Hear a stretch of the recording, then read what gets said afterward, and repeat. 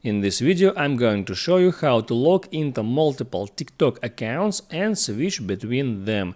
It's quite simple and easy, so let's begin. First, I need to open up TikTok application and get in my profile. Next, I need to tap on my display name. And here at the pop-up window, at the very bottom, I see Add Account option. Tap here at the plus icon, and here I need just to sign up for TikTok. For that I can use phone or email, VK, Apple ID, Google, Facebook and Twitter. Let's sign with my Apple ID. I'll just tap here, tap continue.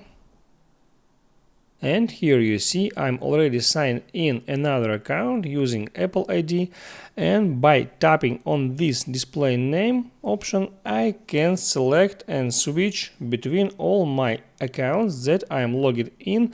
Just keep remember that you may have up to 5 accounts you logged in at the one device. And if I want to switch account to another, I just tap on account's name, and now I signed in another account. I hope it helps you, and before you go, please like and subscribe.